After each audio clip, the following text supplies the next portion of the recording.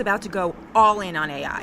Kinda. This power of Apple Intelligence and large language models means that Siri can understand you better than ever before. Why the delay? This is a big lift, and we feel like we want to get it right. This is a many-year, honestly even decades-long arc of this technology playing out. And so we're going to do it responsibly. Yes, Apple software chief Craig Federighi is leading our iPhones into the future of generative AI. Cautiously, that is. In late October, when iOS 18.1 hits, the company will begin releasing the first of many promised Apple Intelligence tools that work only on the iPhone 15 Pros and iPhone 16 models. They're coming to Macs and iPads too. But while other companies are rushing AI to market, Apple's behind, or at least taking its time, focusing on privacy and doing it all responsibly. I sat down with Federighi to get a better look inside Apple's AI strategy. Apple's late to generative AI. It's almost 2 years since ChatGPT launched. But Apple's never really been first to a new tech product category. What is new with Apple Intelligence? We looked at this as not how do we build another chat bot and bolt it on the side of our existing experience, but how do we create something that's deeply integrated. Most importantly, we view it as personal. The bulk of the focus in chat bots historically have been around products that don't know you at all. They're powerful and interesting, and they have some fantastic uses. But I think the real power of intelligence as it pertains to how our customers would use our products are intelligence that understands you. And with that comes a great deal of responsibility, because to do that, that intelligence has to traffic in information that you've stored on your device.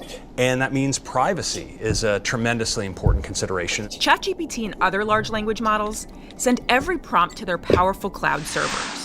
Apple, however, is prioritizing privacy by running AI models directly on the device. Only when more processing power is needed does it tap its encrypted cloud-based models. Apple calls it private cloud compute. Explain to me how you're deciding what should be done locally and what should be going to private cloud compute.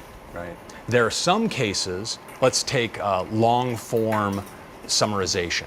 An on-device model could try to do that, but would probably not provide the best result. If we run that instead in the cloud, it can both be faster in that case and also provide a higher quality result. But the important part is that message that you asked to be summarized was encrypted to a trusted device in the cloud that then performed artificial intelligence processing on it to return you the result and never recorded anything about that data, that email. Apple had no access to that email. No one else did. It's gone. Why doesn't all cloud computing work this way? It's hard to build, for one. I think it also runs counter to many companies' entire philosophy about how they see data. For many companies, I think their answer is send us all your data, store all your data with us in a way that we can read and process. And so when you ask our cloud a question, we already have your data, and we're going to use whatever processing we've done on it to answer your question. But as a user, you're not quite sure, is that all they're going to do? And maybe they aren't doing anything with it right now, but they have my data. What are they going to do with it in the future?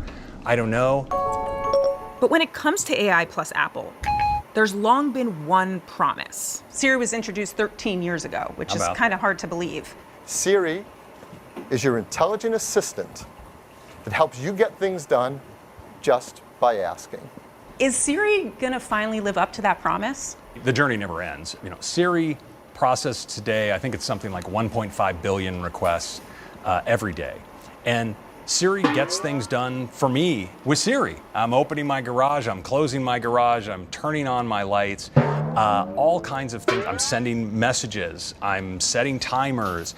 There are all kinds of things that I and hundreds of millions of other customers are doing every day. So Siri does a lot of that. But as humans, our expectations for what it means to use our voice to communicate and ask for things is almost unbounded. The great news is Siri's useful today, has been useful in many ways for many people for years, but is getting more and more useful because this power of Apple Intelligence and large language models means that Siri can understand you better than ever before, and is going to have access to more tools on your device to do more for you than ever before. But is there going to be one moment where we say Siri is now my, sentient pal? No.